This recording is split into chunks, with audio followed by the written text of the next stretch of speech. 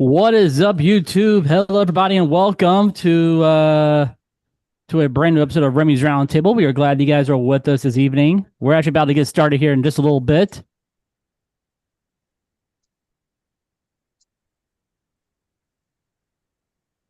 Hey, can you turn that on?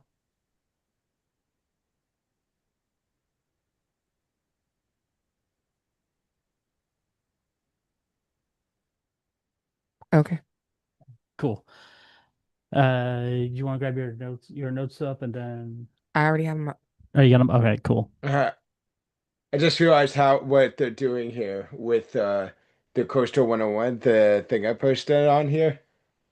I have not seen it yet. I have not seen the photo. I mean, I'll look at it in a little bit. Just what what Yeah. what is what is it exactly, Mike? So it's telling you have $15 to put a coaster line up. What does your park look like? And it's from B&M, Intamin, Mock RMC, and the last one isn't a company, but it's specifically wood type. And I noticed that for each one of them, it's the top five from each one of the companies in regards to how they did it at the Golden Ticket Awards, and the wood one's just the top five wooden, the winners of the top five wooden coasters. Yeah. So I already know. So yeah, so it's one of those things that you see online. Where they tell you build something and you have $15 to build like a team or something. Mm. Right.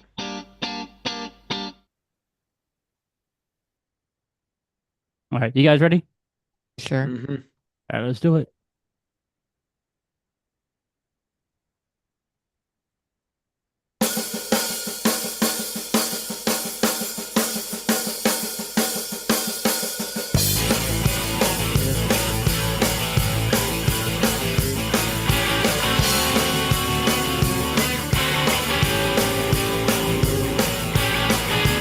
That's right. You guys are listening to Remy's Roundtable, the Florida theme park podcast. What is going on, everybody, and welcome. We do have a great show for you guys this evening. First up, we do have the latest theme park updates. Follow that, we do have this week in Disney history. After this week in Disney history, we'll have Ride of the Week. And we'll wrap everything up tonight with Mike's Munchies. So, welcome to the show, everybody.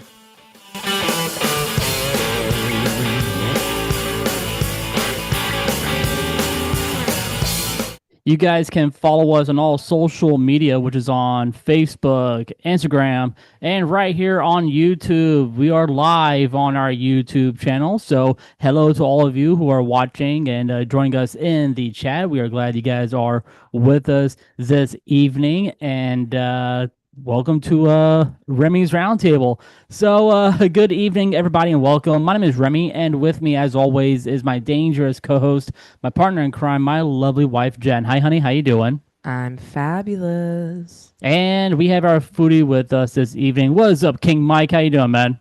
I'm doing good. Well, you know what? It's almost that time of year again. It's almost that time. Where I get to be a basic bitch? Not yet. Not quite. I mean, it's You mean Halloween? price season. Hello, basic bitch. Did you not hear what Mike said? Yeah, it's almost Halloween. Mike, please say that again. What did you just say? It's almost it's getting close to Halloween. It's almost close to Halloween. This is my favorite season. This is my favorite time of the year. Oh, we need to go Mm. pumpkin picking So, and go on an apple on a hayride. where are we gonna find hay rides here in Florida? There are hayrides in Florida. We just have to look for them. Can't we just go to Green Meadows Petting Farm? Actually, I am setting up something for my. Oh man! I have to call them tomorrow. Thanks a lot for rubbing that into me. Wow. Dude, I remember going to I remember when I was young, my first actual field trip was going to this place. It's called Green Meadows Petting Farm, where you get to go Petting zoo. petting zoo, whatever. Uh, this is where you get to actually get to work on you get to work on the farm for a little bit, Hmm. and You don't really get to work. well, You get to go and play with the goats and sheep and everything, And you like get to milk, petting them, and you and get to milk a cow. you might get to Oh, cow. You get to pick pumpkins, things like so hey Remy, could you look at the thing I said? Because I'm gonna talk about that during this thing. Yeah, let's go ahead and take a look at it real quick. So guys, I know you guys will not be able to see us in the chat. Uh, you see this photo that Mike sent us. It's pretty much a graph of somewhat. It's a chart where you get $1, $2, $3, $4, and $5, and you can choose your pretty much you're buying your coasters. You get you have $15 to build a coaster lineup. What does your park look like? So you have B&M, which is an What awesome coaster company. one of Then the you have best Intamin. You have Mack Rides. mock rides. I'm sorry, Mock Rides. You have RMC, and of course you have your traditional wooden coasters. Ooh. So let me say this. For I actually I did get all five, one from each one. So for my $1 one, I chose for Mock Rides Time Traveler because that ride is amazing. If you haven't been on it, Never heard of it. Never been it's on a it. so it's in Silver Dollar City, and you probably have never been on it much just because it's in I think it's in Kentucky if I remember correctly. So my bad. No, it's in Missouri. It's in Branson. It's in Missouri. Yes, it's in Branson, Missouri, and the reason why it Silver Dollar City is actually a pretty famous park now. They've actually are generally considered one of the top parks in the country or in the world. Ooh. And Time Traveler is their spinning is Mach Ride spin. It's a spinner coast. It's a spinning coaster, but it's really fun one. People love that ride. My $2 one from RMC is Air Force One. Great The coaster. It's in Atlanta, Georgia. Yeah, and At fun honestly, spot. it is really good, very underrated. My $3 one, which is the wood one, it's El Toro. I have to represent my home park of Great Adventure. $4, I go to Intamin with Millennium Force, and $5, I'm choosing Fury 325 for B&M. I know that there's other ones that could be considered, but Fury 325 is honestly the fact that it's been winning since 2015 has been the number one coaster on the Golden Ticket Awards since that year. You could kind of I think it has been for Fury. Let's see, Theory 325. It came in fourth the first year. Okay, my bad. 2016 is when it started winning. The first year it debuted in 2015, where it took fourth, and every year since then it's won first place. That They go to that's pretty cool. Fury 325. So yeah, 60, 70. All right, you ready for Yeah. my go? Yep. All right, Yeah. so for my number one is Wait, for my $1, I am going with Mako because it's here in uh, Florida. yeah. For my $2 gonna be Air Force One. It's such a good coaster. Very underrated. $3 is gonna be uh actually, you know what? I'm actually not gonna choose a $3 coaster. So I'm gonna go and do my $4, and that's gonna be Iron Gwazi. Of course. And my $5 is going to be Velocicoaster. So let's see. 5, 9, 12. You still got $2 left. Oh, then I'm gonna go ahead and just re-ride Air Force One again. Oh, okay. So, well, no, you can't choose the same coaster twice. You Well, have to why choose. not? You say I got two. You say I got $2 left. Yeah, but you also have to choose different coasters. This is what's in your park. Well, too bad. So sad. You can't have two. You can't have two of the same coaster. I'll have a different version of Air Force One. No, it I'll doesn't turn count. that. Just choose that $3. I will turn that into a wooden coaster. You literally have, you could choose Stardust Racers for your $3 one, right? Oh shit! I did not see that. I'll take Stardust Racers. Yeah, you forgot it's a mock card. What about you, Jen? Jen, it's on you. So you have a $1, $2, $3, $4, and a $5. Mako for my $1, Helix for my two. Helix. I Damn. didn't. That's a different one. Where's Helix? Toro for three. Yes, thank you. What about your $4? I'm surprised you went for the international coaster. You got Gwazi, which is in Busch Gardens. You got Voltron, which is I should have chosen Voltron. I was gonna Uh, say Voltron for number four, and then for number five, You want to go with Velocicoaster since it's at On's Adventure? it's a feel good venture.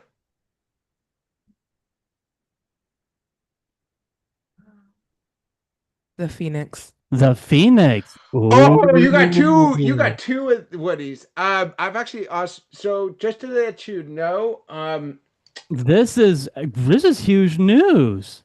so just to let you know, in regards to those winners, so in terms of the wooden coasters, I've actually ridden all of them except for the Voyage for the woods because I What's the haven't vo- been to. what's the voyage? Like, what type of ride The is that? Voyage is actually so people actually consider the Voyage is another wooden coaster. It's actually all the way in Holiday World in Santa Claus, Indiana. I haven't actually been there yet, but people have talked a lot, really, really majorly about it. In fact, people generally say that the Voyage is better than the Phoenix. It should really be the number one coaster. And the Phoenix, the Voyage, and El Toro, people have a hard time deciding which one they like the best between those three. But yeah, I've been to all those. For RMC, um, I've been to all of them except for wait. Let me make sure. I haven't been to Zadra because that's in Poland. Um, I Voltron I think is also I haven't been to Voltron or the Ride to Happiness because those are also in countries I haven't been to, both being Belgium and Germany. And also Helix actually. There's a lot of mock rides I haven't really been to. And also Stardust Racers, of course. Um, for us for Intamin, I've been to all of them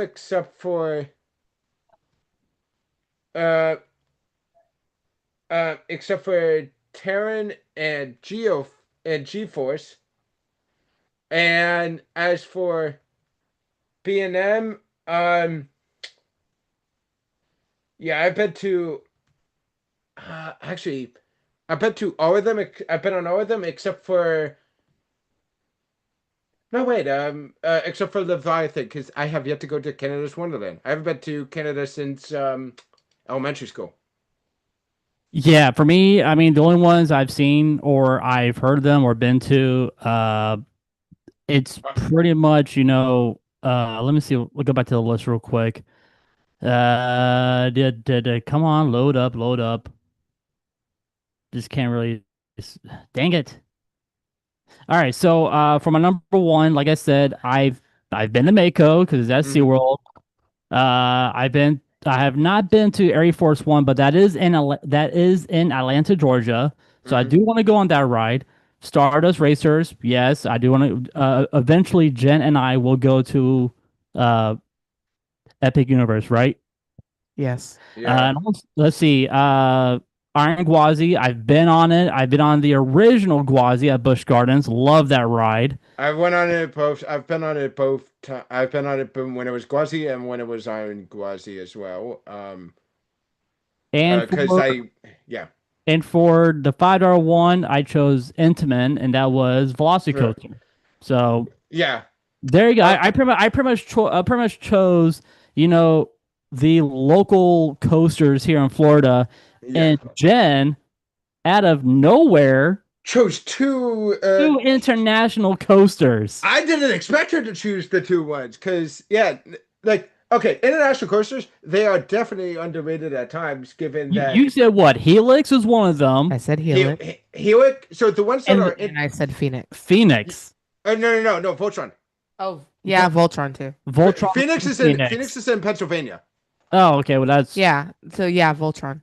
Yeah. So out of the yeah, the let me just say this right now. oh, I did not see. Oh, I should have chosen Steel Vengeance.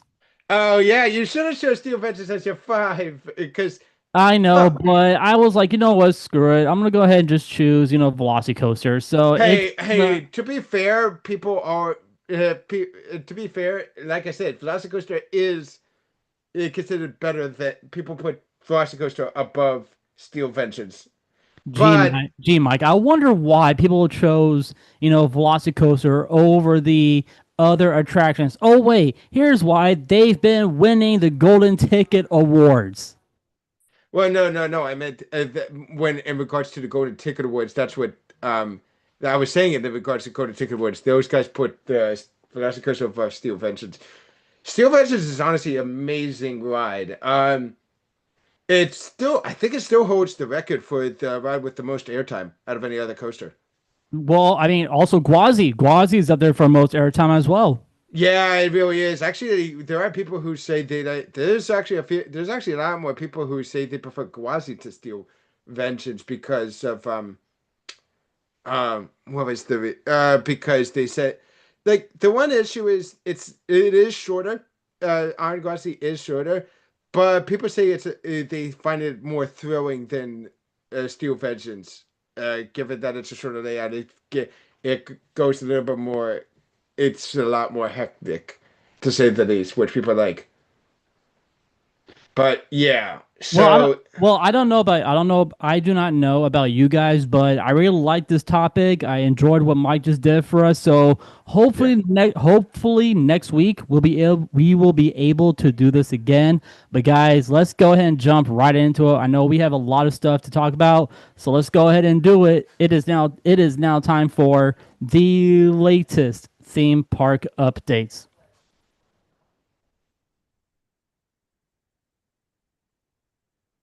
Let me Yep, there we go. All right, guys. So we are starting off over at where are we going? We are going to the Magic Kingdom. So, well, I know we have a lot of foodies here on the round table, including myself, Mike, and Jen, because we love going to the Food and Wine Festival and try out some of those different dishes. Which we were talking about it, and we might be able to go out there on what do we say Saturday because you have your hair appointment. I probably won't be able to do my hair appointment. You probably won't do your hair appointment. What? Why not? Oh, okay. I got it. Well, anyways, we are heading over to the Magic Kingdom. So, new snacks hit the park. That's right. Guests visiting Magic Kingdom can now try three brand new sweet and salty treats: M&M's M&M's Minis Caramel Popcorn, M&M's Minis Cereal Treat, Skittles Popped Candy Popcorn. Prices are the popcorn mixes retail for $10, while the crisp rice cereal treats are $9.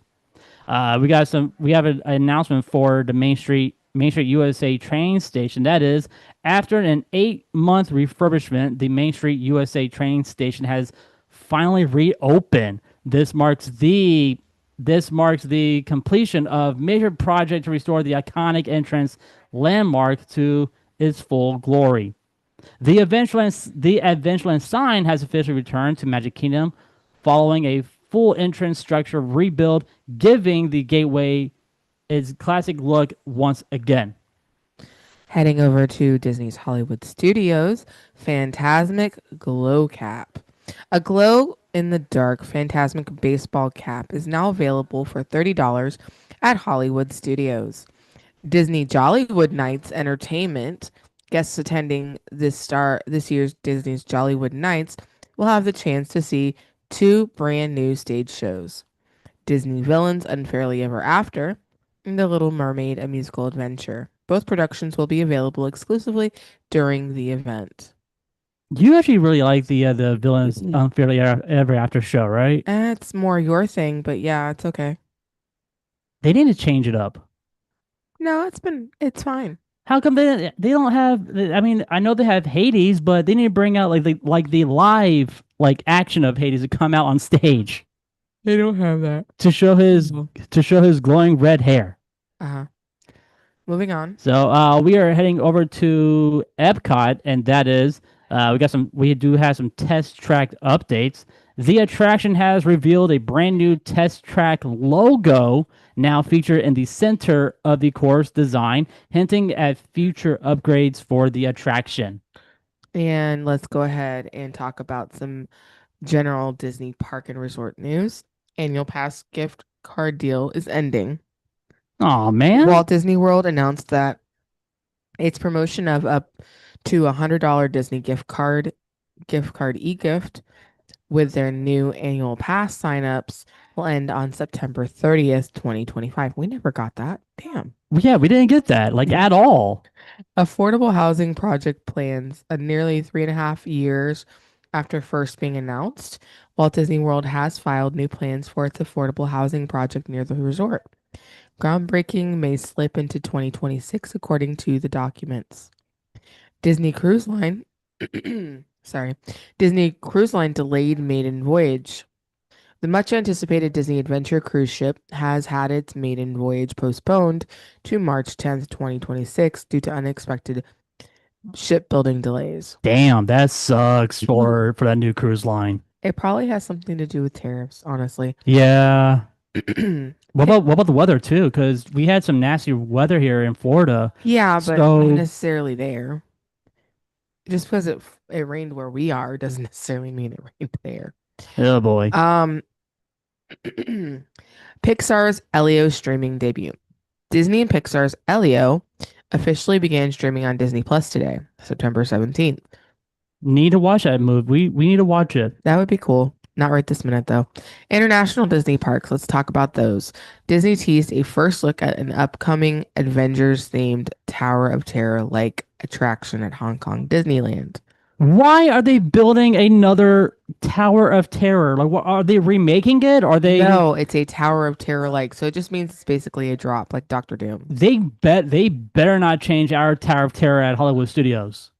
Yeah, I don't think they will. I would be so mad if they changed Doubt it. it. I'm wondering though if they're gonna do Twilight Zone or if it's gonna be now I wonder if they're gonna do it like or if it's gonna be more akin to the one in Japan.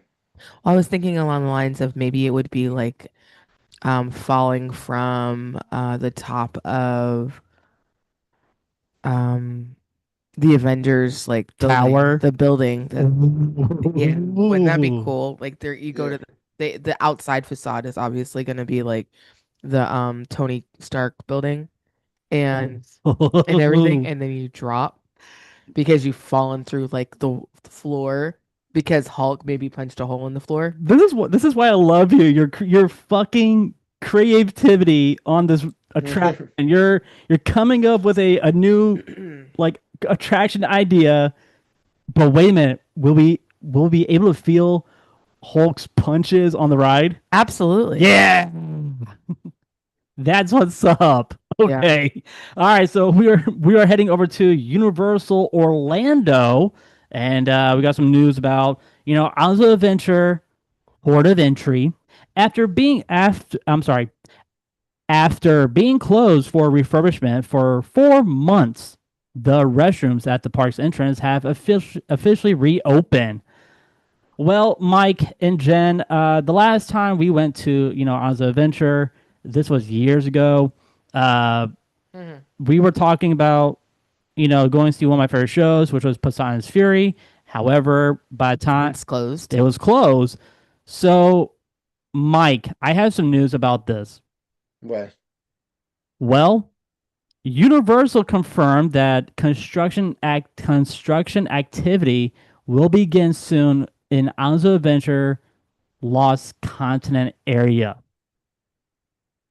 Yeah, this is huge. This includes land previously occupied by Poseidon's Fury and the eighth voyage of Sinbad. Kristen Smith, director of PR for Universal Orlando, told the Orlando Business Journal that this is part of site planning to ensure the area is ready for any future developments. They are getting rid of the Lost Continent. No, they are getting rid Oh, of.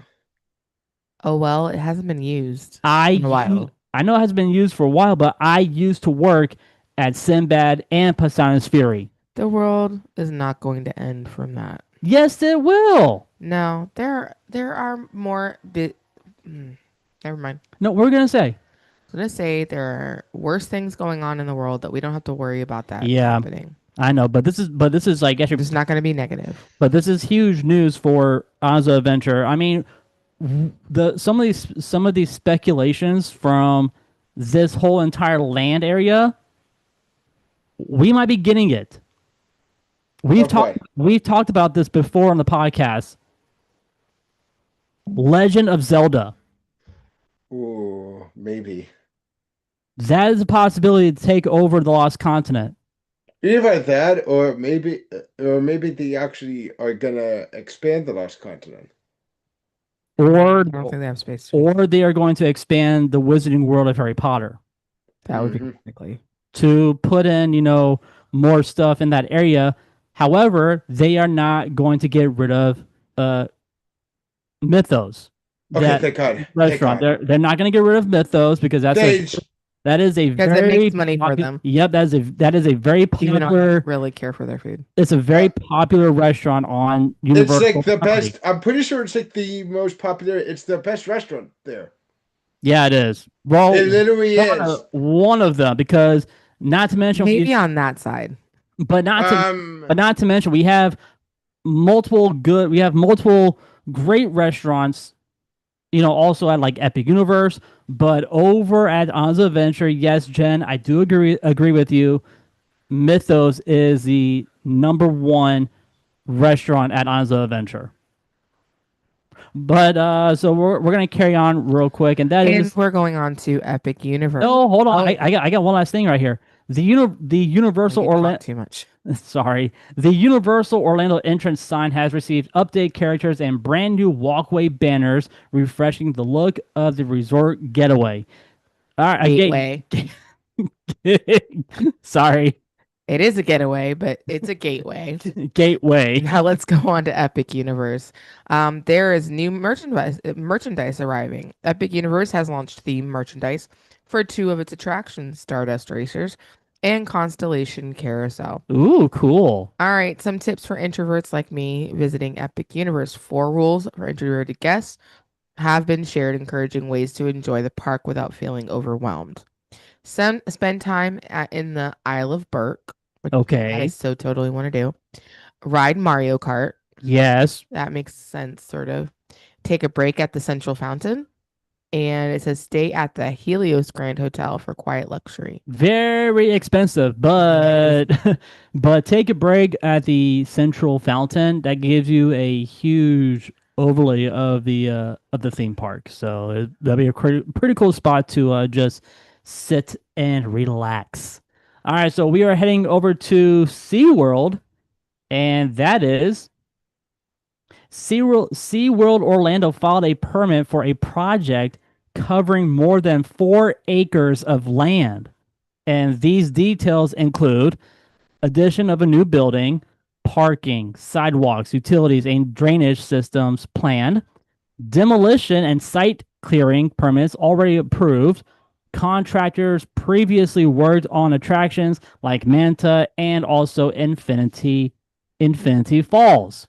This suggests that construction could begin soon, although the exact nature of the project hasn't been confirmed.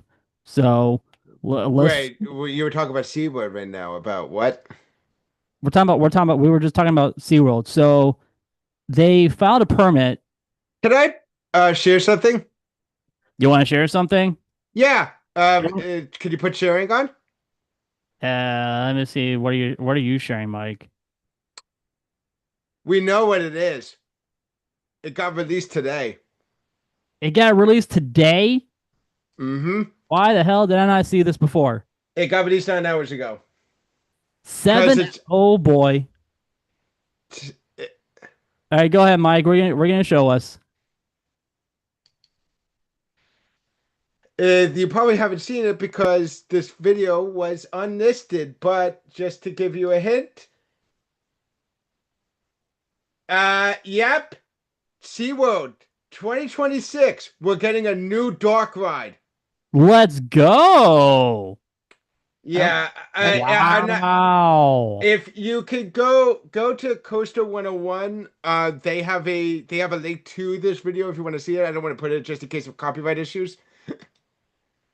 But yes, they're Whoa. doing a brand new dark ride. That's the big project for next year. Let's go, SeaWorld. Let's go. And, Nice. and this looks to be insane, especially yeah. So yeah. The video looks awesome. Yeah, Find a View of Expedition Odyssey in 2025. Yeah, they're doing this one where it's like a whole underwater thing. You get to see like all the different like sharks and whales and the glowing jellyfish and stuff.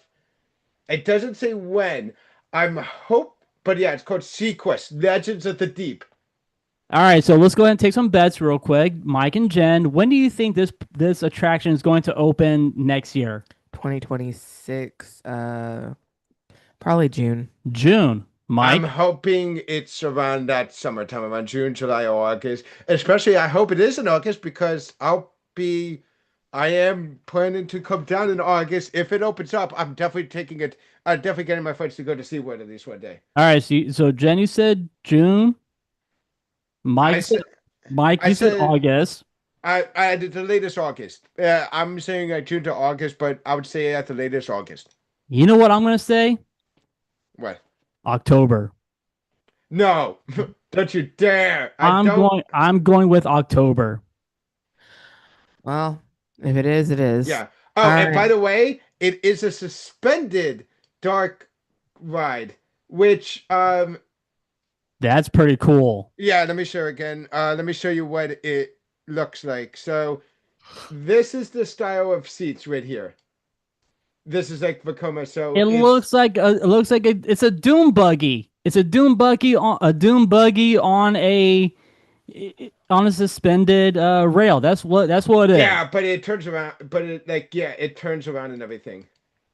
That is pretty cool. Yeah, so it can move around. They better add this type of design on Planet Coaster. If they do, I'll be really cool. Yep, so that was the 3.5 acre. They just announced that today. Great. And it's manufactured by Vekoma. Vekoma, cool. Cool. All right, Jen. So we are heading. Oh my gosh, we are heading to Disney Springs, and there is a news article that's been going viral. But Jen will cover that in just a little bit.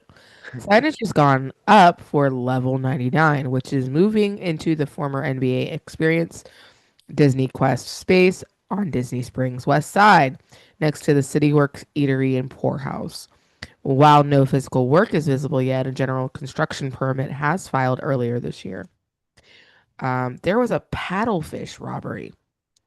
In one of the most bizarre Disney Springs stories to date, a scuba-clad man robbed the paddlefish restaurant just after midnight after it had closed to guests. The robber stole over $10,000 from the safe. He then swam away into the water surrounding Disney Springs. Oh my God. And according to the Orange County Sheriff's Office, the incident occurred late Monday night and remains under investigation. Please tell me, have you heard about this article? No. No. You haven't heard this on the Jim Colbert show or Monsters in the Morning. No, I didn't. They covered that. I heard this I heard this yesterday, today. They cannot stop talking about this. They're saying that this could have been an inside job. This guy knew where the safe was. He knew the code. He knew where all the He was probably a manager. he knew where all the security cameras are. He grabbed the spray paint, sprayed it with black ink or whatever Paint. black spray paint, and he stole over $10,000. The thing that this guy did is bizarre, for one. In a scuba gear, We don't know what's in the Disney Springs waters. It is very nasty over there, and that's where some of the what you call it, the boats. That's where like some of the boats from Epcot's resorts, they go through that water system. So this is actually really a bizarre nationwide story. So and they still haven't caught this guy. So who knows where they will find him. We do have some Central Florida news, and that is over at the Central Florida Zoo. The zoo has welcomed rare fossa cubs, an unusual and exciting addition for conservation efforts. All right, Jen, what we got? All right, Florida lifestyle and travel. The best public colleges in Florida. University of South Florida, Florida A&M, which is called FAMU. It's a great college. Florida Atlantic University, which is FAU. University of West Florida, UWF. University of Central Florida, which is my alma mater, UCF. Florida International University, which is FIU. Florida State University, FSU, and University of Florida, UF. Go Gators, let's go. Whatever. 10 best hotels in Orlando. We've got the Swan and Dolphin, the Four Seasons of Orlando, Evermore Orlando, Villatel or Orlando, Wyndham Lakes, Buena Vista. These are all around the theme parks, by the way.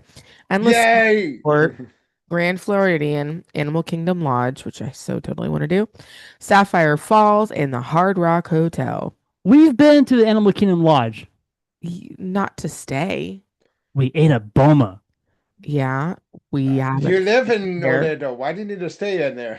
It's fun to stay at those places. It is Okay, cool. okay, but by the way, I will say this. Glad to hear that the Dolphin is on there because it deserves to be, even though people don't count it as a Disney hotel, though it is. It's literally got Disney in its name. Didn't you go to Evermore for like for like a convention or a school thing? No, That wasn't the resort you went to? no, I went to Omni. Oh, no, it's Like not. Kissimmee. That's not even on here. No, it's not, but it's beautiful and it's amazing, and I loved it. So I guess we're gonna plan and stay at the Animal Kingdom Lodge. Maybe. 9 friendliest towns in Florida. There's Key West, Sanibel, St. Augustine, Nocatee, Destin, Fernandina Beach, Winter Garden, Fort Pierce, and Flagler Beach. So that list, these are the friendliest towns in Florida. See, St. Augustine has a huge homeless population. And I'm guessing Key West probably does too. Winter Garden isn't very far from us. It's a nice little town that has like maybe 1 or 2 places where it's kind of busy. That's around where Cricket Can is, I yeah. wasn't thinking about Cricket Can, but okay. What were you thinking? I was thinking about Pilar. Pilar's, yeah. Pilar's, which is a jazz club. And Flagler Beach and St. Augustine are very close to each other. Where's Fort Pierce? Fort Pierce is south. It's south. Yeah, it's South Florida. Sanibel, I think, is south of us. Fernandina, I don't remember where Fernandina is. And Key West, obviously, is south. It's one of the southernmost places in Florida. Still planning on going to Key West and definitely going back to St. Augustine. That's all. That's all. Oh, it's our favorite place to go. Besides Buc-ee's. That's your favorite place. My Yes, favorite it place is is. St. Augustine. Maybe in October we can do a St. Augustine ghost tour. Maybe. That'd be fun. Yep. And we do have some collectibles and merch news, and that is, well, this is one of my favorite movies. It's the Pirates of the Caribbean, and they have a brand new Lego Black Pearl ship set, which is now available for. You guys want to tell you guys how much this is? This Lego set is $79. how much? 79. Not 79. Jen, Say that one more time. how much is the The Lego Black Pearl ship set. $400. Got it right there on the money. four What? hundred dollars. They're usually pretty Oh, expensive oh when it's wait, I something should like have asked that. if it was a big one. I should have asked if it It's was a big. It's pretty Who big, would isn't it? who would spend $400 on this Lego set? Who would Crazy. spend that much? The crazy Disney fans. Yeah, crazy Disney fans, and I know Jen and I are crazy Disney fans. However, we Oh, will my we will bad. not Insane Disney, insane psychotic Disney fans. we will not spend. I would rather do it with Harry Potter stuff. Yes, If I had to choose one, yeah. and Star Wars. Star Wars is okay. Star Wars are I actually has mean, some Star pretty Wars big. is my favorite thing, but like, Yeah, I actually really like the ones that are the. I actually more so tuned to. I actually the ones I prefer for Legos is the artisan one, the ones that are like um famous made structures, like the ones that is like the Eiffel Tower, the Taj Mahal, I Mhm. think, like those ones, the architecture ones. Yeah, but those are pretty long to put together, though. Yeah, I know, but they're fun. Anyway, guys, that will do it for the latest theme park updates brought to you by our good friends over at the Magic Candle Company. Do me a favor, head on over there to that website, pick yourself up a candle or an air scent for your home or for your office, and use our code Roundtable19 at checkout for your lovely discount. All right, so after the news, guys, it is now time for this week in Disney history. all right, this week in Disney history, starting off with September 17th, which is Constitution Day, by the way. Uh, September, Constitution Day. that is what it's called. It's also called Citizenship Day. Let's go. September 17th, 1991, on this day, Tim Allen's hit sitcom Home Improvement premiered on ABC TV. The show was a ratings powerhouse throughout the 90s, lasting 8 seasons. Fun fact, the series was produced by Disney's Touchstone Television, meaning Mickey Mouse technically had a hand in more power. Yeah, I don't do that. Also, Allen's connection to Disney didn't stop there. A few years later, he voiced the one and only Buzz Lightyear in Pixar's Toy Story. Talk about leveling up. September 17th, 2013, on this Constitution Day, the Disney's Vacation Club announced new timeshare units at the Polynesian Resort, a hotel that first opened in 1971 alongside Walt Disney World itself. Fans loved the idea of adding modern DVC villas to a resort with rich history and Polynesian flair. This project helped kickstart the Polynesian Village Resort's full reimagining, which would later bring us Trader Sam's Grog Grotto, Aloha to some Disney history and future fun. Dole Whip, Dole Whip. Yes, Dole Whip is king. On September 18th, 1987, woohoo! The beloved DuckTales premiered. Oh, that's supposed to go woohoo! There you go. You needed an extra ooh there. I There's only two. It premiered on this day, which is one of my favorites. Based on Carl Barks' Uncle Scrooge comics, it followed Scrooge McDuck and his grandnephews Huey, Dewey, and Louie on globe-trotting adventures. The show not only revitalized Disney TV animation, but also launched the Disney Afternoon block, which would later bring classics like Tailspin, Darkwing Duck, and Goof Troop. And yes, the catchy theme song is still stuck in everyone's head. Life is like a hurricane. You're in Duckburg. Race cars, lasers, airplanes. I really like the remake that they did. That one was. Pretty good. I like David Tennant, so I don't. I like the original. No, I still like the original one better, but the remake that they did was still really good. I'm old school. I love the classic No, version I of do. I still DuckTales. like the classic a little bit better, but I still think the new one that they did, the remake, was still definitely really good. Maybe I need to watch that series on my break tomorrow at work. Yeah, try that. Which one, the new or the old one? The new one.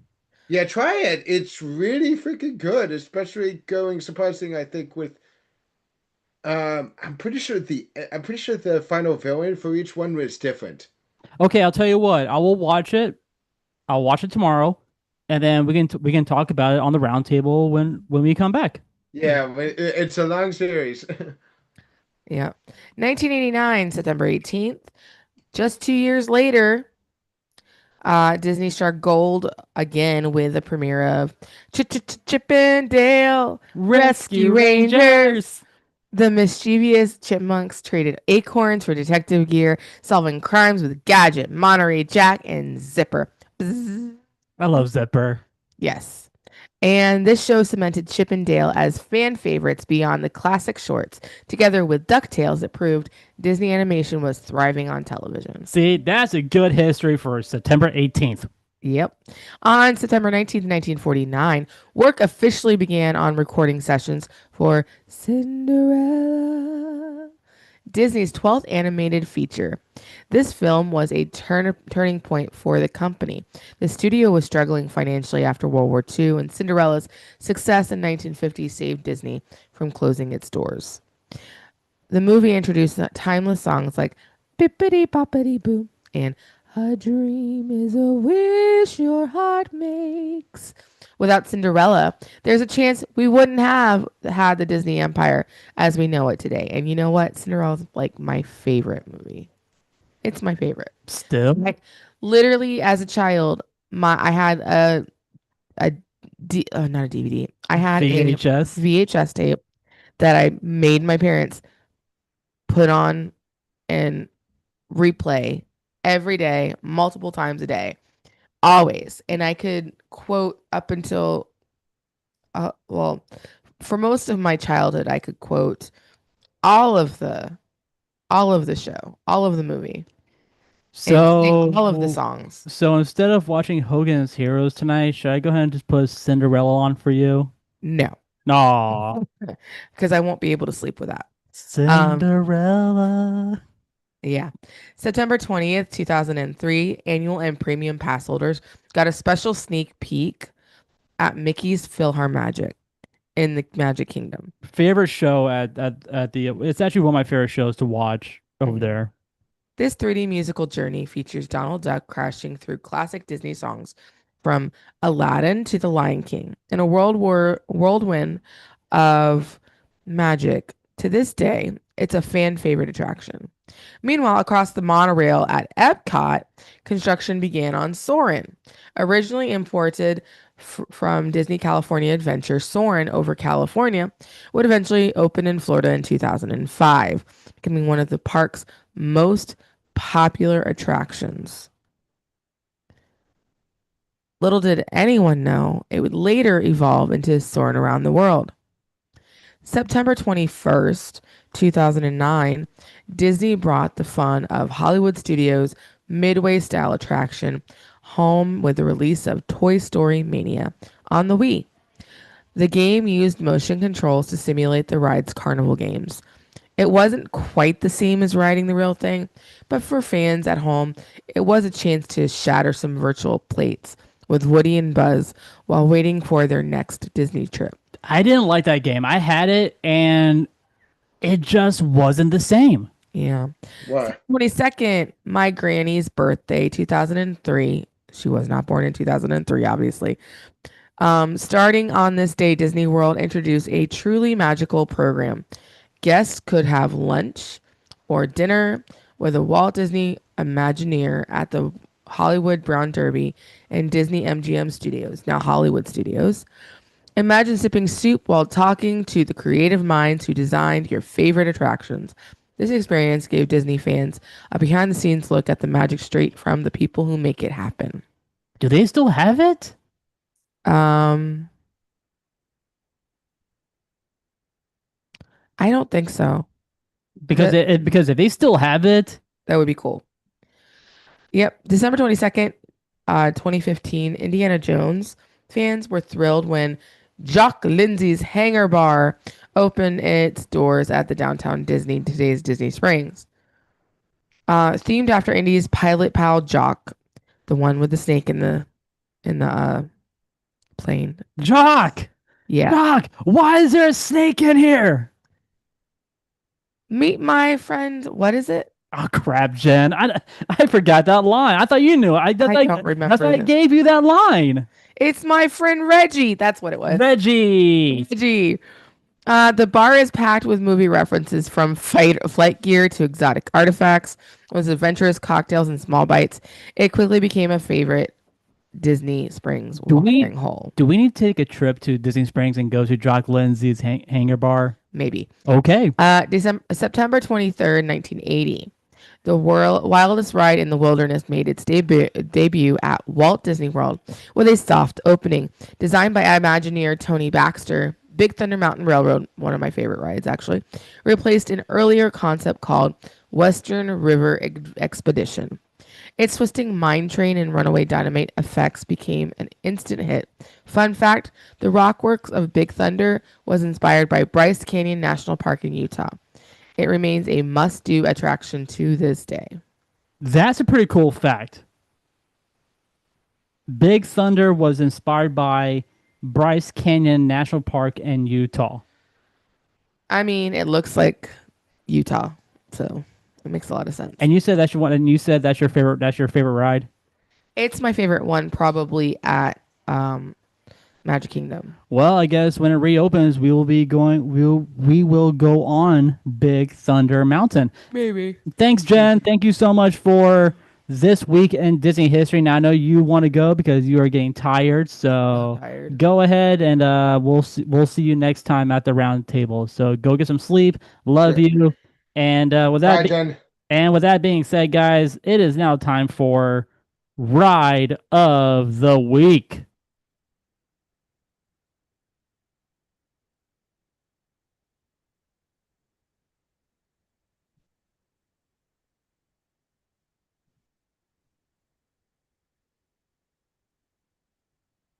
So, All right, guys. So we are heading over to I made a total mistake the other episode.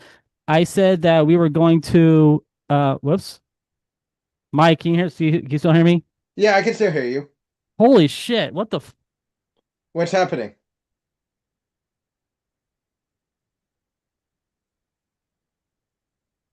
guys, we're having a little technical issues.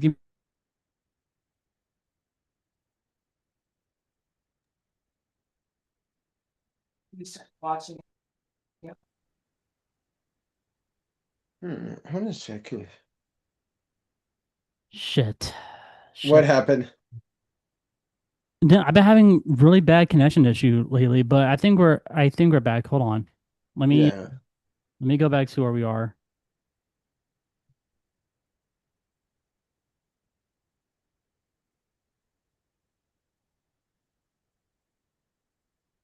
Ride of the week.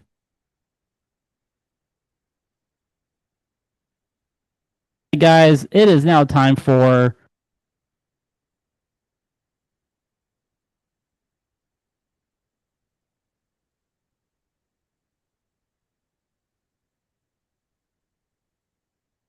Mike, you're still there? Yeah, I'm still there. All right, cool. I'm just gonna delete this. We can go back to it. There we go. All right, let me just do this.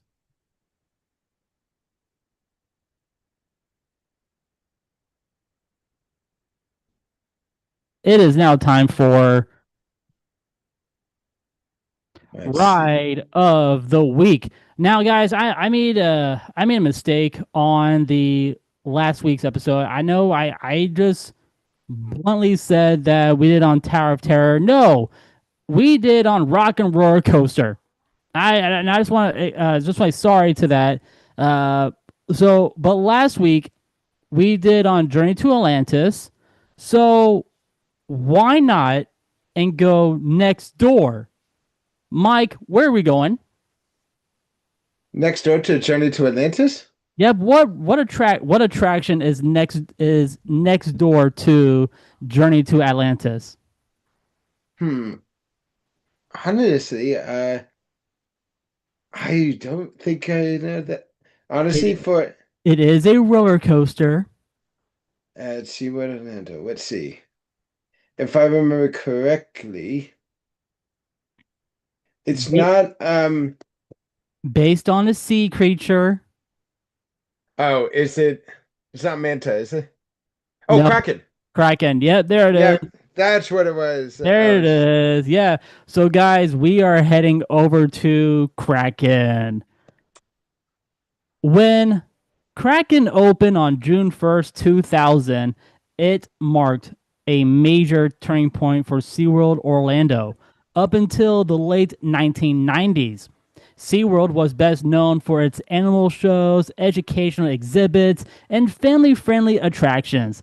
Guests came to see Shamu, dolphins, and even manatees, not for high thrill roller coasters. But by the late 90s, Disney and Universal were raising the bar with attractions like Tower of Terror and Rock and Roller Coaster, The Incredible Hulk. SeaWorld needed something big to compete, and Kraken was born. SeaWorld, SeaWorld partnered with Bollinger and Mabillard, which is B&M, a Swiss company famous for designing some of the smoothest, most reliable coasters in the world. With Kraken, they introduced Florida's first floorless coaster where riders' feet dangle freely above the track. At the time, Kraken was not just a new thrill ride, it was a statement. Mike, how tall is Kraken?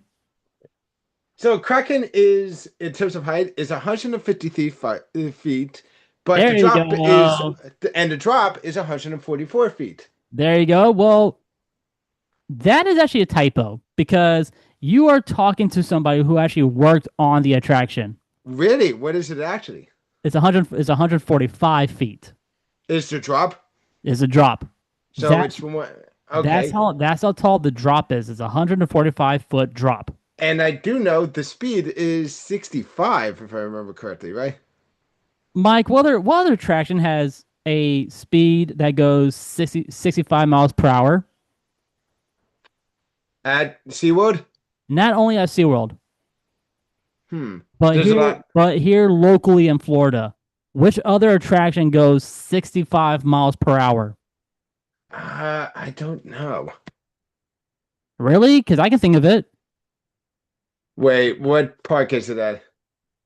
Disney, Disney. Epcot. Oh, is it new? Well, it got renewed. Is it test track? It is Test Track. Yeah. Yeah, I do know actually another coaster did go 65 miles per hour, but it wasn't it's no more. Which was, Hollywood Rip Ride Rocket. yep, good old Rocket. The so Kraken has 7 inversions, including a dive loop, zero G roll, a cobra roll, and interlocking corkscrews. The track length is 42,000 feet long, and the ride time, Mike, how long do you think the ride is? For Kraken. Yes, Uh, for Kraken. If I remember correctly, it's one of the longer rides. It's about 2 minutes, right? Yep, it is 2 minutes. Yeah, man, it is 2 minutes long. Yeah, that's actually pretty long for his other coasters, especially it's if I remember. Yeah, it's like that's it must have a long. It must have a crazy. It must have a long thing. Well, like I said, it has one. It's one of the longest tracks on property. It's 42,000 feet long. Oh That's how. damn, That's how long. That's how 4,200 long. feet. Wait, did you say you meant to say 4,200 feet long? Oh yeah, yeah. 4,000. Yeah, 4,200 feet long. So there you go. Yeah. So when it debuted, Kraken was the tallest, longest, and fastest coaster in Florida, beating out the big name rides and instantly putting SeaWorld on the map for thrill seekers. In 2017, God, this year sucked over there, over at Kraken. SeaWorld attempted to modernize the ride by introducing Kraken Unleashed, a virtual reality overlay where guests wore headsets that transformed the coaster into an underwater adventure. While it sounded exciting on paper, technical problems, long dispatch times, and guest complaints led to the VR being quietly phased out by 2018. Since then, Kraken has returned to its original glory as a pure, floorless coaster. Yeah, when I worked there, the VR headsets were they were just so fucked up. Yeah. We had to clean them every single time. We had to clean them. We had to clean the lens periodically with an antibacterial napkin that gets off like all the dust and whatever. Then we had to wipe down all the seats because during that time, during in 2017, we were almost hitting the the pandemic. Mhm. We were almost. I'm saying back in 2017. Not, Wow. even- not, even- not That's even close, Jen. Okay. Anyway, this attraction for the VR headset was just we hated it. Most of the coworkers who I worked with back at Kraken, we hated this VR headset. And every shift when I came home from work, I I told Jen that we had to I actually complained to her about these VR headsets and on Kraken. We do not need VR headsets on a roller coaster in the first place. So whoever came up with that idea, just go away. We don't need them. We don't. All right, Mike, are, yeah. are you are you ready for some fun facts about Kraken? Sure, definitely. Mythical theme. Kraken was one of SeaWorld's first attractions to dive into mythology and fantasy instead of sticking strictly to marine life education.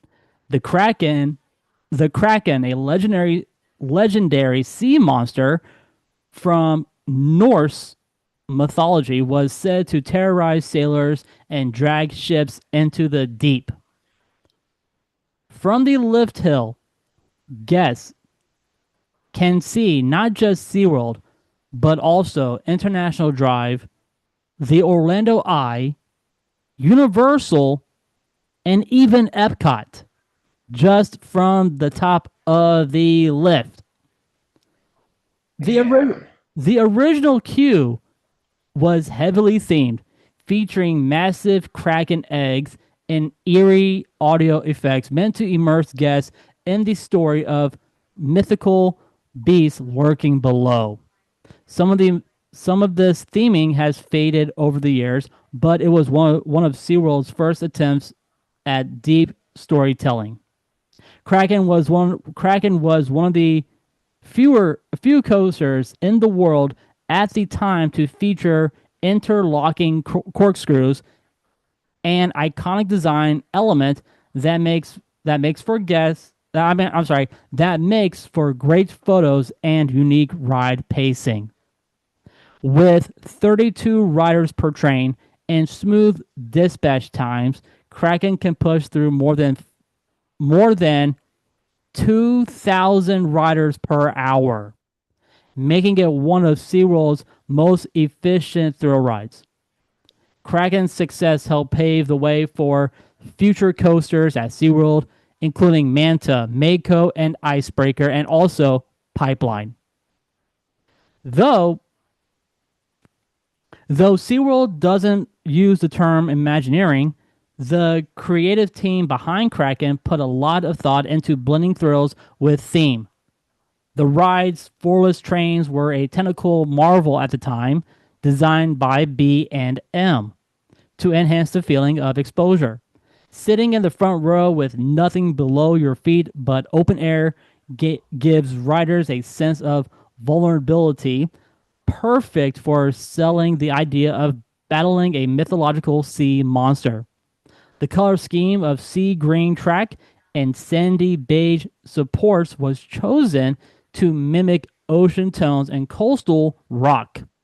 Early concept art showed that Kraken itself called, I'm sorry, early concept arts showed the Kraken itself coiled around the track, but budget limitations kept most of the creature theming to the queue and signage. SeaWorld wanted Kraken to tell the story of unleashing a beast from the ocean's depths.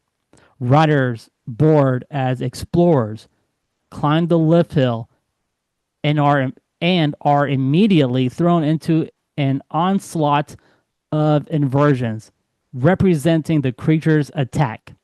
While not as story heavy as Disney's attractions, Kraken stood out for SeaWorld as one of their first true narrative driven thrill rides. Let me see what else I have. Well, if you had to recommend one SeaWorld coaster to a first time visitor, would Kraken make the list? Definitely, I have to because it is really it's one of the it is probably the oldest steel coaster. No, it is the oldest steel coaster ride in the park, and it's one of the um or at least one the oldest thrill ride, um, and it's one of the oldest rides in the park, if I remember correctly. And it still runs like a beast. Yeah, This and ride, it I mean, this ride is 25 years old. It's not going anywhere. If this is a popular attraction at SeaWorld, it is not going anywhere. it's a You B are and not M, so you are yeah. not tearing you are not tearing down Kraken. And Yeah. that is my baby. Don't you dare touch Kraken. I'll be so pissed off if they just took it down. Well, as long as they're not doing what Cedar Fair is doing with some of the Six Flags parks, then you're fine. Uh, Yes, and I'm still upset about them um taking out Kingda Ka, and I'm pretty sure it's a petty reason because Cedar Fair was butthurt that Six Flags took that Kingda Ka took away the top roller coaster, fastest, tallest roller coaster from Top Thrill Dragster just a year after it was built. So yeah, I'm gonna say this to you. I see the point. I see the fair. Um I like what you do, but also fuck you for taking out King the Cop. Mike, how does Kraken compare to newer B&M coasters like Mako and Manta? Well, to be fair, yeah, Manta and Mako are definitely better, but Kraken still holds up pretty damn well. It's just that B&M. Let me just say this: B&M is they've been making coasters since 1988, and they've done some pretty good stuff, but they didn't start to become a really uh let's say this. Kraken was when they started to become really big. It was the start of when they started becoming was around the same time when they started becoming as huge as they actually did. I mean, it within a certain amount of year within the same amount of time, we got stuff like Apollo's Chariot. Uh yeah, so regards yeah, yeah, there's a lot of yeah, B&M, there's so many of them. We got Medusa, the Incredible Hulk coaster, Dragon, doing Dragons or Dragon Towers, which no longer is operating.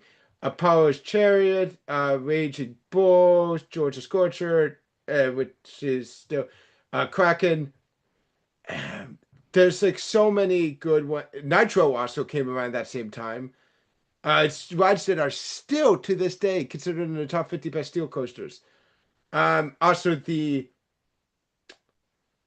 yeah, also there's like you name it during that time during uh late 90s, early 2000s or so. early to mid 2000s is when you started is the rise of when B&M became like as big as they did when they started making those record breaking top of the line coasters. Mike, what do you give Kraken for your rating out of 5? Honestly, I have to give it at least a I would probably give it I'm gonna give it higher than Journey to Atlantis. I'm gonna give it a 4.5. The Kraken is such a really good coaster. It's still, like I said, it's still not. Actually, I think it is in the. Yeah, let me make sure. But yeah, no, Kraken isn't in the top 50, but it's definitely could come close to, probably in the top 100 at least. Yeah, Uh, Mike, I'm gonna agree with you for Kraken. I am also giving it a 4.5 as well. yeah, Kraken is such a good ride. So for me, it's it's smooth, it's intense, and still holds up after more than 20 years. The theming isn't on the same level as Disney or Universal, but the ride's power and layout makes it a classic Orlando must-do attraction. Yep. Kraken is more than just a roller coaster. It represents a turning point in SeaWorld's identity. In the early 2000s, it showed the world that SeaWorld wasn't just about shows and exhibits. It could deliver cutting-edge thrills that rivaled anything at Disney or Universal. Even Hmm. though newer rides like Mako have stolen some of the spotlight, Kraken remains a fan favorite. It's reliable, intense, and has stood the test of time. For coasters enthusiasts, it's a piece of history, a reminder of when SeaWorld first threw its hat into the thrill ride ring. That's why Kraken is so important, not just to SeaWorld, but to Orlando theme park history. It was one of the rides that started balancing thrills with storytelling and helped cement Orlando as the coaster capital of the world. Yep. So that was Ride of the Week on Kraken. And guys, I still haven't decided which attraction we want to learn about next, but I'm sure whatever attraction I come up with, it's something I probably worked on or it's an attraction that I really enjoy. But with that being said, let's wrap it up with Mike's Munchies. All right. So, last week Hmm. we had Nicole on and And she'll be back with us in a couple of weeks on back on the round table. So we are looking forward to seeing Nicole again. yeah, so let's hope making sure that we keep the time a little bit better so that we don't go too over. Anyway, Where are we going? we are going back to Wine Bar George, Yay! but not in the main restaurant. We're going to the special side thing where they eat outside called the Basket at Wine Bar George. The basket. Which is supposed to Ooh. be so the way that this is designed is to more so be like an outdoorsy picnicky type of thing where you get to where they give you wine, they give you some bites to go, and you just eat outside. They have like little chairs or anything, and you can even they have like a little grassy area where you can sit down and actually do like a picnic thing. You know what? That's pretty cool, man. Yeah. That's pretty cool. So, so yeah, so it's not your typical thing. So they do have cocktails, but instead, and they do have sweets, but instead of choosing an entree and an appetizer, there's gonna be, I'm gonna pick a few items from this because Okay. it's only snacks. It's only snacks and sweets. All right. So for my drink, I'm going with the Foscato, which is made with Dole Whip pineapple. And it's Ooh. got Moscato and yes, and the reason why it's called Moscato is because it's frozen and it's got Moscato and vodka. along with the pineapple from the Dole Whip pineapple, of course. So this one is so this one along with any of the frozen drinks are 50 frozen cocktails are $15. Surprisingly not too bad. Not bad. And actually sometimes they have a special that I should talk about where you get to sample their four frozen ones. They don't always do it, which is they do a frozen cocktail flight, which is $22. You get four each one of them, which is the Foscato, the Froze, the Fraise Gelée, and right now they have a frozen old fashioned made with Dole Whip orange, but the one that they had when they did this was, if I remember correctly, hang on, it was a, it was definitely something. Okay, so here it was, yeah, the Foscato, the Froze, the Fraise Gelée, and the Hurricane. Which yes, which is berry and pineapple, that one. But yeah, the first day is rosé, vodka, and strawberry, and the Fraise Gelée is beer, gelée, vodka, and raspberry. So that tells you. And for the other the first and fashion with the Dole Whip orange, it comes with the George Dickel 80-year-old bourbon. But like I said, I'm going with the Fuscato. The That Moscato sounds with, good. yep. So that's my drink. And as for bites, so there's a few of them. So they have a few things. They have some of the stuff from the actual restaurant. Like they have one of them I'm actually getting definitely is the porchetta sandwich. Porchetta. Oh, So it is $12 and it comes with an onion aioli, lettuce, and fried prosciutto. yes, please. Yes, please. Yeah. That's 12. That's $12. Yes. Yeah, we're getting that. Yep. They also have a. So they also have of course, and one other thing that people talk about a lot is the crispy mac and cheese bites, which are $16. And they come with the tomato neige and pecorino, and you get like four of them, and they're pretty. People really talk about them. I'm gonna pass on that. Why? I know where in Florida I can get better mac and cheese bites. Okay, then I'm gonna change it up instead for something else. Um, so the other one that people talk about is, which is actually the most expensive thing on there, which is $19, is the cheese and meat box. Holy cow! You want to go? You want to go with that? Yeah, because you said there's a better place, so I'm gonna ask you about that. But just to let you know, they the when they did when the last when I looked up in regards to the basket of wine bar George, um, yeah, the basket of wine bar George where they talked about it was they got some. So what they got was they did the cheese and meat box, which was it's two artisanal cheeses and two craft cheeses, and yes, there's a difference. And it comes with meat, which the meat that they got with meat that the Disney Food Park got when someone did this was calabrese salami, which is like a cheesy pepperoni. Ooh, Yeah. tasty, tasty. Yeah, cheesy pepperoni. They had manchego cheese to give you some other dippings and stuff like that. It honestly, people really do talk about it, saying it's like mustard, some fig jam, and other things. People really do like that stuff. Honestly, I mean, I really do like artisanal with this stuff, like charcuterie stuff. And the other one that people talk about, um, which will be my last of the regular sex, but outside of the dessert, is the French fries. Can't get you. I cannot say no to those French fries over there. Especially the ones you can get it with queso. Yes, but I mean, like overall, over Wine Bar Yeah.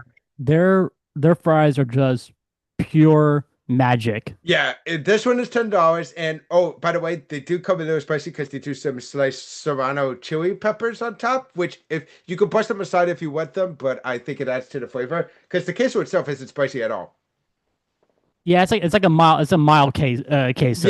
Yeah. It's just in this case, it's just a cheese sauce. Instead of like actual spice like pepper cheese.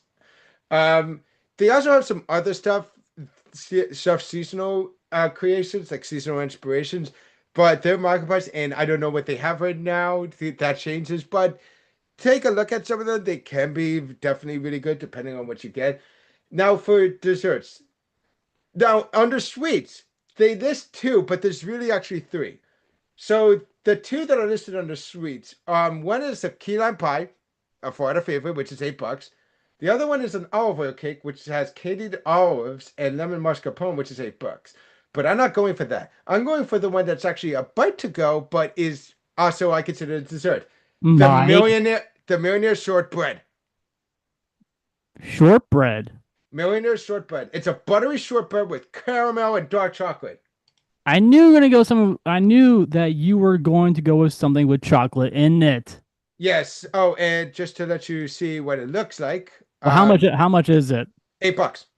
Damn. Okay. That's the millionaire shortbread. Hold on, I can't see it, dude. Give me a second. I'm trying to do your total real quick. Yeah. Uh, and then that.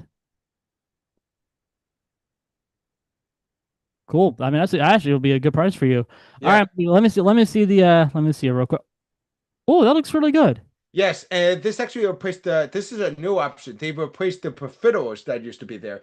Those are, by the way, that's Yeah, the those are the fries. and look at the cheese sauce, Yes. how it's melted on them. And if you oh yeah, there's the mac and cheese that people are talking about, the mac and cheese bites.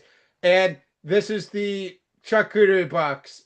I'm guessing that's speck or something, but yeah, they go all out with this stuff. The kind of British salami people say is amazing. They had cheddar, manchego, um, yeah, the crackers and other stuff. Yeah, that's actually that might be mortadella, as the meat. But yeah, there's so much you don't have to break the bank on this. This is a great place to go to for dinner or like for lunch or like if had a big lunch and you just want a small dinner. This is so good to do. In fact, What do you think my rating? What do you think my rating's going to be? well, let's see. It's gonna be high, isn't it? You think so? Um, You ready? what is it? I'm giving Wine Bar George a 4.5. That's what I was gonna give it. It's a Yeah, good rate. It's a good rating. It's a good deal. yeah, A 4.5. Mike, are you also giving it a 4.5? yeah. For the basket at 1 per George, 4.5. It doesn't break the bank, and it's such good food. Well, speaking about breaking the bank, How much is it? you ready for your total? Yeah, $85. that's not too bad, especially because I did get a little bit more than most people would get. You Like I got said, you got a little bit more. You still left them a good tip.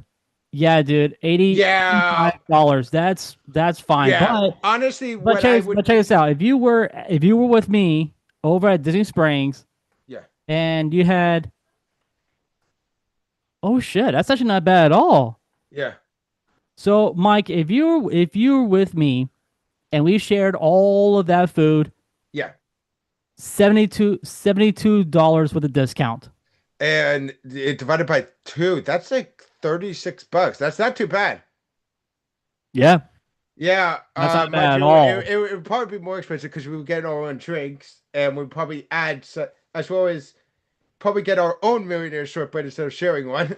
Of course, of course. But it wouldn't be that much more expensive. Like I said, that's an extra $23 or so before the discounted price and So there we everything. go.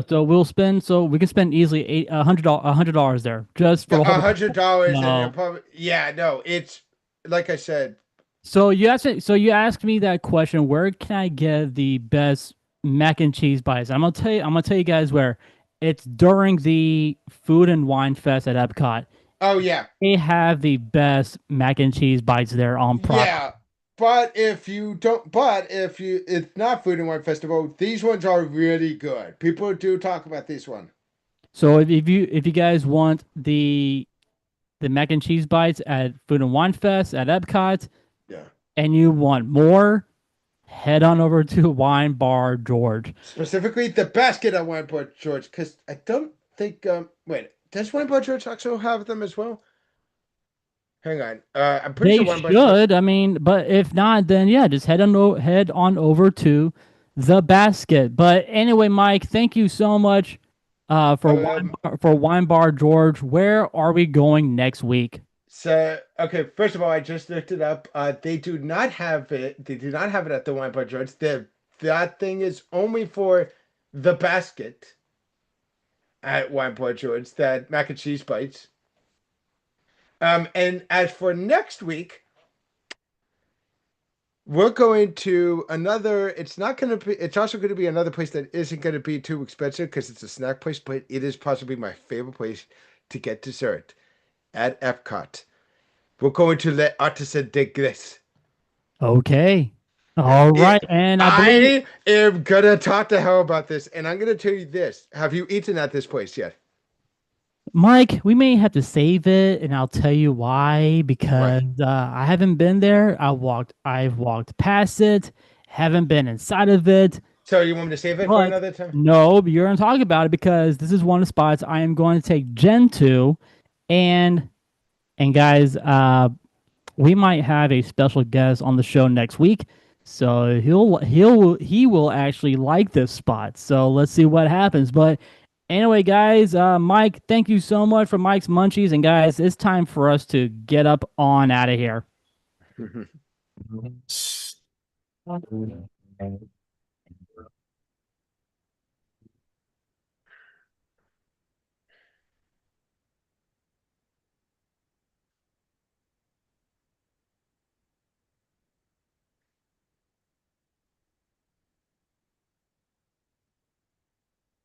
Guys, thank you so much for listening to Remy's Roundtable, the Florida theme park podcast. I really hope you guys enjoyed this episode as much as we did. You guys can follow us on all social media, like I said, on Facebook, Instagram, and right here on YouTube. So if you guys can, head on over to our YouTube channel, pick out your favorite episode, rewatch it, pick out your spot, and make sure you guys tag us. That's Remy's Roundtable on all social media. And if you guys are listening to us on Spotify, give us that 5-star rating, leave us a comment, and who knows, we may read them right here on the next episode. If you guys need a t-shirt for the theme parks, head on over to teepublic.com. That's teepublic.com. And I believe I have a sale going on. So if you guys would like a t-shirt, I guess they're only $16. So that's a deal. That's a snag. And if you guys need a candle for your home or for your office, head on over to the magiccandlecompany.com and use our code roundtable19 at checkout for your lovely discount. On the behalf of Mike and Jen, guys, my name is Remy. Thank you so much for listening. We'll see everybody next time right here on Remy's Roundtable.